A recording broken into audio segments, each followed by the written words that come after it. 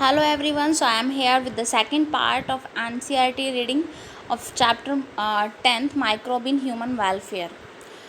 So for this reading, first of all we have to make a table with 4 columns. First with category, second name of the microbe, third for the product and fourth for the function. As for the example first category first हमने microbe लिया propionibacterium shermanii. ठीक है, category क्या है? ये bacteria. Product क्या था इसका? CO2 प्रोड्यूस करता था. तो इसका फंक्शन क्या था? It cause large holes in Swiss cheese. तो इस तरह से हम सबकी कैटेगरी बनाएंगे अलग अलग सभी माइक्रोब्स की. ठीक है, कि वो यीस्ट है या फंगस है या फिर बैक्टीरिया है. ठीक है, तो वो क्या है, नाम उसका क्या है, क्या प्रोडक्ट बनाएगा और फंक्शन क्या करेगा. तो सभी को एक टेबल में बना लेंगे तो पूरा चैप्टर बहुत ईजिली हम रिवाइज कर पाएंगे. सो अभी हम देखते हैं यहाँ पे फर्स्ट है. जैसे आपके पास है एस्परेगिलस नाइजर. सो एस्परेगिलस नाइजर जो है it is a fungus. So category fungus, name Aspergillus niger और सिट्रिक एसिड. तो सिट्रिक एसिड का फंक्शन हम normally as a organic acid तो आप हमेशा ही हर एक को यूज़ कर पाओगे. और इसके अलावा हम डोमेस्टिक यूज़ भी इसका रहता है. उसके बाद एस्टोबैक्टर एस्टिक. तो ये बैक्टीरिया है. Category acetic acid as a vinegar use होता है और आपका लैब में भी. Clostridium butylicum that is also a bacteria, butyric acid करता है. Lactobacillus is a bacteria, lactic acid बनाता है. So next है yeast, Saccharomyces cerevisiae which is also known as baker as well as brewer. Yeast, तो category इसकी yeast है. It is used for the commercial production of ethanol. Microbe are also used for the production of enzyme. Lipase are used in detergent formula. Lipase मतलब जो fat को dissolve करता है. तो detergent में क्यों? ताकि अगर आपके कपड़े पे कोई भी फैट वाला कोई दाग वगैरह लगा हुआ तो उसको ख़त्म कर सके. Formulation and helping in removing oil stain. You must have notice that bottle juice, जैसे आप एपी वगैरह पीते हो तो बिल्कुल क्लियर है. आप घर पे निकालोगे जूस तो वो क्लियर नहीं होता.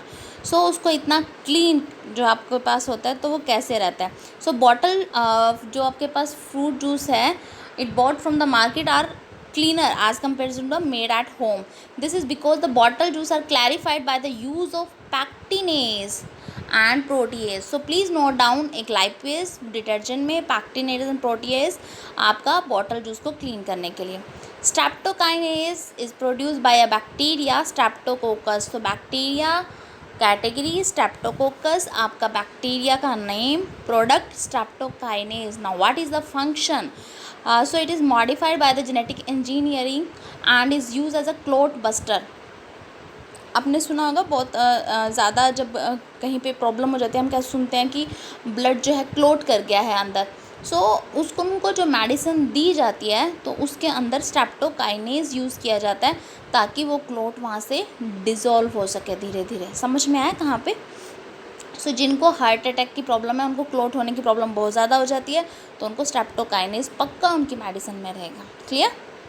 सो नेक्स्ट है another bioactive molecule that is cyclosporin. आप इसके बारे में पढ़ चुके हो. It is trichoderma polysporum. आपने फंगस यानी फंजाई में पढ़ा था ड्यूट्रोमाइसिटीज़ के अंदर. सो ट्राइकोडर्मा पॉलीस्पोरम, इससे निकलेगा cyclosporin A which is use as a immunosuppressive agent during the organ transplant. जिस टाइम ऑर्गन ट्रांसप्लांट करते हैं सो पेशेंट जो है उसकी बॉडी एक्सेप्ट नहीं करती है उस पार्ट को.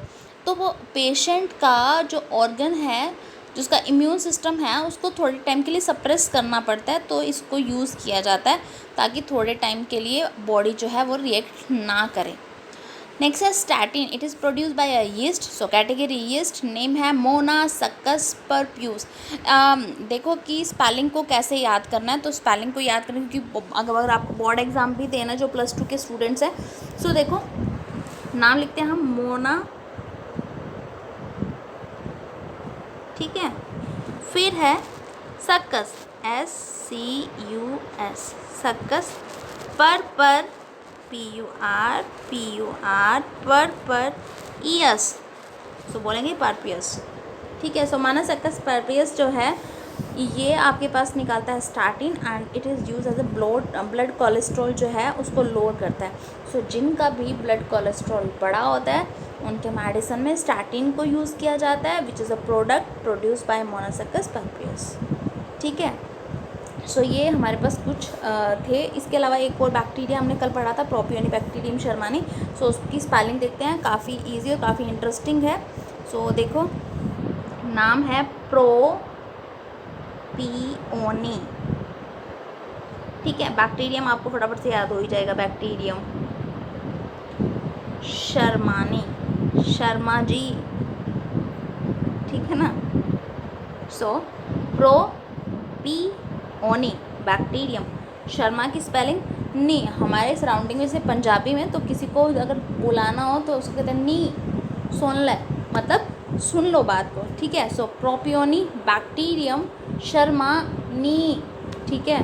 सो ये क्या करता है, production of CO2 which cause large whole in Swiss cheese. Clear. So next है microbe in sewage treatment. We know that the large quantity of waste water are generated every day in the city and town. A major component of this water is human excreta. This municipal wastewater is also called the sewage. Sewage that means वो गंदा पानी, और sewerage जिसमें से जिन pipe से वो होके निकल रहा है. So be clear about that. It contains large amount of organic matter and microbe, many of which are pathogenic. Have you ever wondered where the huge quantity of sewage of or urban waste is disposed of daily? कहाँ पे जाता है? So this cannot be discharged into the natural body like river and stream directly. You can understand why. क्योंकि आपको पता है कि उसके अंदर काफ़ी सारी प्रॉब्लम रहती है। तो उसके लिए हम क्या लगाते हैं, पहले सीवेज ट्रीटमेंट प्लांट, जैसा कि नीचे आपके पास ये डायग्राम में आपको दिखाई दे रहा है।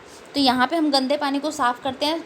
Sewage treatment plant doesn't mean कि आप उसको डायरेक्ट पीने लायक बना रहे हो, सिर्फ इतना सा साफ़ कर देंगे कि इसको आप डायरेक्ट किसी एक्वेटिक बॉडी में, रिवर वगैरह में छोड़ सकते हैं। ठीक है।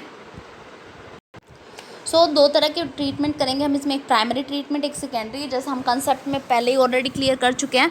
सो जो प्राइमरी ट्रीटमेंट है इसको हम फिज़िकली भी बोल सकते हो एक तरह से, क्योंकि इसके अंदर जो सेडिमेंटेशन है हम उसको यूज़ करेंगे। सो आपके पास दो कंटेनर बनाए थे, एक बार कंसेप्ट को देख लेते हैं हल्का सा। सो उसमें क्या था, हमारे पास एक कंटेनर था, आपने इसके अंदर सीवेज को रखा और इसको थोड़ी देर के लिए सेडिमेंटेशन के लिए रख दिया यहाँ पे। तो जो डर्ट पोर्शन था वो यहाँ पर नीचे डिपॉजिट होता जा रहा है।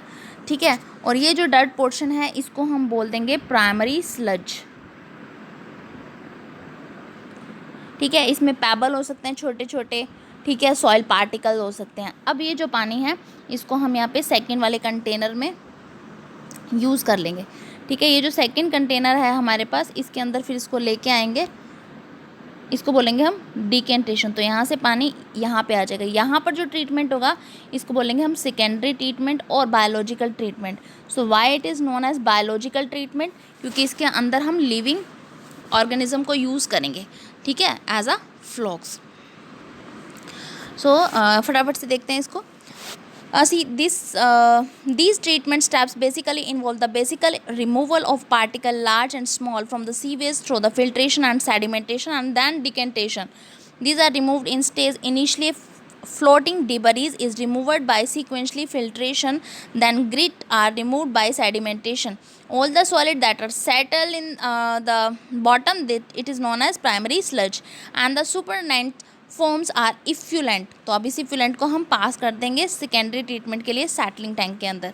तो सेकेंडरी ट्रीटमेंट और the biological treatment, it is non and biological, क्योंकि हम इसमें फ्लॉक्स को यूज़ कर रहे हैं। और फ्लॉक्स क्या थे हमारे पास, एरोबिक माइक्रोब्स हैं जिसमें हम यूज़ करते हैं masses of bacteria and fungi filament. Please note it down. ठीक है, कि क्या होता है, बैक्टीरिया और फंगल के फिलामेंट रहेंगे, तो उसको हम यूज़ कर लेते हैं।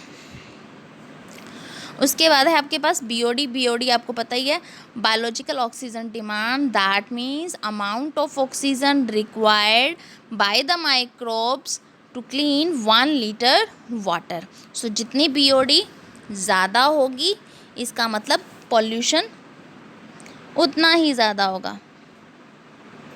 और अगर हम करें ऑक्सीजन डिज़ोल्व की, तो BOD जितनी ज़्यादा होगी ऑक्सीजन डिज़ोल्व उतने ही कम। ठीक है। इसके बाद हम बात करते हैं once the body of sewage और वेस्ट इज़ रिड्यूस सिग्निफिकेंटली। तो कैसे किया था हमने? जो सेकेंडरी ट्रीटमेंट थे, जैसे ही आपके पास ये उसके अंदर वाटर था और हमने उसके अंदर फ्लोक्स को यूज़ किया, ये हमने फ्लोक्स डाले इसके ऊपर, तो धीरे धीरे इन्होंने इसके ऑर्गेनिक मटेरियल को खाना शुरू किया और ये बढ़ते चले गए और पानी का ऑर्गेनिक मैटर धीरे धीरे ख़त्म होने लगा क्योंकि उसको माइक्रोब खा रहे थे। तो ये जो हम फ्लोक्स लेके आए थे, now it is not a flocs, क्योंकि अगर स्टार्टिंग में 2 पर्सन आए और वो ढेर बन चुके हैं तो अभी हम इसको बोलेंगे एक्टिवेटेड स्लज। एक्चुअली में ये वही फ्लोक्स है, बट अब ये काफ़ी बढ़ चुका है और एक्टिव है, मतलब शर्म नहीं कर रहा है खाने में, ठीक है, फटाफट खाया जा रहा है। अब आपका जो पानी है वो इतना साफ़ हो चुका है कि आप उसको आगे कर सकते हो रिवर और स्ट्रीम में। बट दिस एक्टिवेटेड स्लज जो है, इसको हम 2 पार्ट में यूज़ करेंगे। एक तो फिर से एज अ इनक्यूलम, हमने स्टार्टर की कल बात की थी, तो उसके अंदर ये एज अ फ्लोक्स यूज़ कर लेंगे हम। अगला आ रहा है ना पानी, गंदा पानी हम करने से रुकते थोड़ी हैं, तो दोबारा फिर से पानी आ रहा है, उसको भी साफ़ करना है। एक पोर्शन तो फ्लोक्स का वहाँ डाल देंगे और एक से हम बनाएंगे बायोगैस। क्लियर है? ओके। अब इसको जो ये एरोबिक थे ऊपर जो फ्लोक्स थे, लेकिन अब इसको एनारोबिक स्लज डाइजेस्टर टैंक में डालेंगे और वहाँ से हम बना लेंगे बायोगैस। ठीक है। The effect from the secondary treatment plant is generally release on the natural water body. तो अब आप वहाँ पे इसको बड़े ईजिली सेंड कर सकते।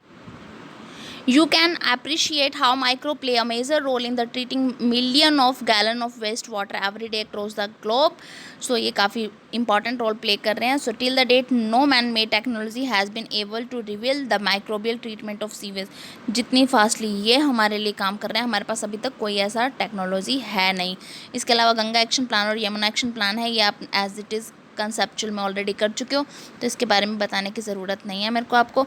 नेक्स्ट जो हम लेके चलेंगे वो रहेगा microbe in production of biogas.